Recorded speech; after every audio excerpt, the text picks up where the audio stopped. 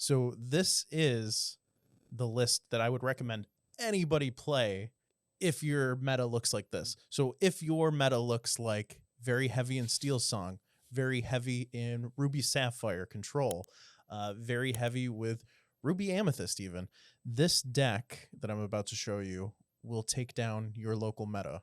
And it's without a question. Unfortunately, it's disgusting. It's a form of hyper aggro with Amber Sapphire, and it's crazy. For our folks listening, it starts off with 4 copies of Daisy Duck, Donald's Date, 4 copies of Patch, Playful Pup, 4 copies of Ludwig von Drake, All Around Expert, 3 copies of Piglet, Pooh Pirate Captain, 3 copies of Anna, Braving the Storm, and then 3 copies of Duke Weaselton, Small Time Crook. Then you got 4 copies of Lady Family Dog, 4 copies of Alice Savvy Sailor, 4 copies of Belle Apprentice Inventor, 4 copies of Wendy Darling, The Authority on Peter Pan, 4 copies of Rapunzel, Gifted with Healing, 4 copies of Sven, Reindeer Steed. Shout out to Sven. He helped me secure my win against Sam off the top. Literally a top deck. It was crazy. I forget who I had. I might have had Duke Weaselton, and I quested with him, played Sven, readied him, and that was enough to secure the game because Duke Weaselton had Ward, and it didn't matter at that point. But then from there, we have 4 copies of Thunderbolt Wonder Dog, 3 copies of Restoring the Heart, which I loved that card. I remember playing in the Arcasia Island set release, and I was like, wow, this card's really good. Why is it not getting more play? Maybe because no one plays those colors. colors. Yeah. So then we got 4 copies of Popsicle, and last off, 4 copies of McDuck Manor. McDuck Manor. So back to the card that we're talking about. Restoring the Heart. What I loved watching people play against you, Danny, is nobody had any idea what any of these cards did. Patch, Ludwig, Restoring the Heart.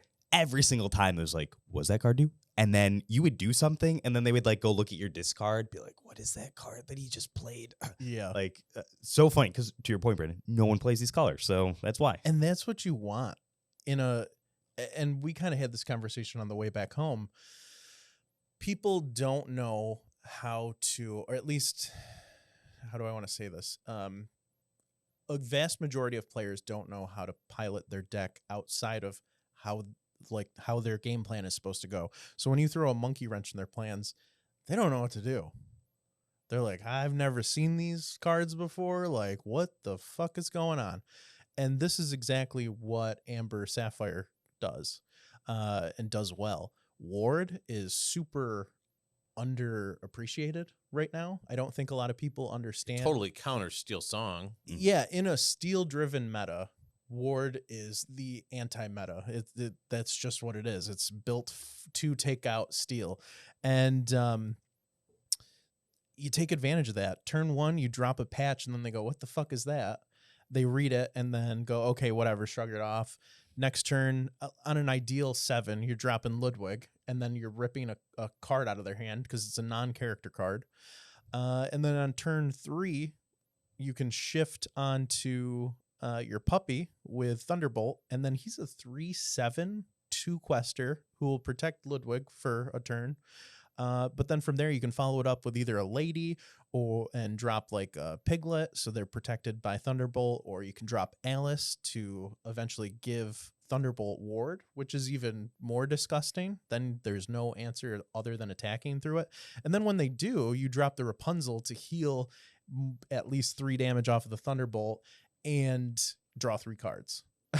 So that's your ideal line, right? That's pretty much, yeah. So then I always take a step back as 4 cards has got to get you that first play, right? 4 out of 60. So outside of that, you've got Popsicle that you could in theory play 1, and then dump Belle on that. Yep. Terrible situation, right? You got Daisy, who love to see turn 1. I mean, you've got a lot of options. If you can't get Ludwig out on turn 2, you have Piglet. So on turn 3, you know, there's so many options. You get Lady out there, and she plays another card with her when you've only got a Piglet out, and boom, you can now quest for 2 extra with Piglet. It's great. It's a very quick deck. I remember I forget the exact line, but I had quested to 2, and then the next turn I quested to 7 and went up to 9, and that was just I think that was probably around turn 3. My opponent was like, okay, well, I don't know what to do now. It's very fast. So what you're saying is Andrew can't play this deck. I think anyone can. Anyone can. I'm picking on Andrew's speed, but aggro, there's a lot of shade from aggro, but I do think there are a lot of like decisions that you have to make. Like I was talking to Andrew on the way home, like there's some times where you need to trade with your opponent because you don't want them to go too wide against you. But for the most part, you're usually going to want to just turn things sideways and play as many ward cards as you can. That's another thing. I love to send back the ward cards so that way I can draw them off the top. Same for Sven. He's a great top deck. And also, McDuck Manor won me a handful of games. There were times where I would be holding on to a McDuck Manor until I had a second one, and then I could drop McDuck Manor one turn. And while they're dealing with my characters like Thunderbolt and stuff, here's a second manor for you too. And oh, you're halfway through this manor. Let me heal it up with Restoring the Heart, because Restoring the Heart lets you heal locations yep. Which a lot of people don't know. and you get a draw off of it. This deck has my favorite card and my least favorite card. Really? And what's your favorite card? Rapunzel. Okay. I love the Rapunzel card. I love the mechanic. I'm really sad that it's not coming back. There's no way it's going to get downshifted to that can't be a super rare or rare in my opinion. So I don't think it's coming back. I love what it does. I love it's got a big butt. I know there's a couple cards to take it out, but I also think it's beautiful with her hair and the way that's in there. I just think it's an awesome looking card. I've loved it since day one. And then my least favorite card is McDuck Manor. Yeah. I mean, just like my son, Anthony, who plays Ruby Sapphire times, he hates it. He's like, I can't wait to see the card go, because you see it come out and you're like, it happened to me this weekend. I was playing and it came out and I'm like, I got three guys out there, and this turn, instead of me questing them, I have to turn them to get rid of that thing. And then they turn around and drop another one on me, and you're like, well, this is just, I hate the card. I'm so glad. In which now we're starting to see locations come back, because I don't know why they chose the one they chose when we get there, but we might see it come back. I hope not. So can't superpower Sapphire anymore. You never know. To wrap up my opponents, just so people can get a good idea of what I played. Round 1, I 2-0'd on the draw against Emerald Steel Discard. Round 2, I went 2-1 on the play against Ruby Amethyst. Round 3, I forfeited to Andrew so he could solidify his spot on the top. Which it would have been a 2-0 for Danny, because I was playing Amber Steel, and I've already, in the same basic deck, had the matchup where it was impossible. It's not a fun time. Oppressive.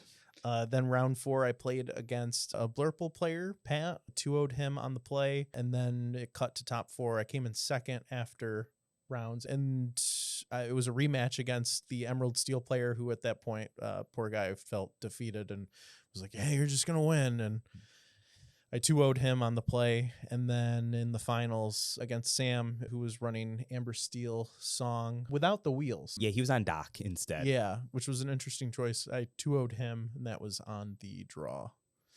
So that was the tournament with this deck. I think it's a really great color combo if you are looking to play something spicy and you don't tell all your friends about it.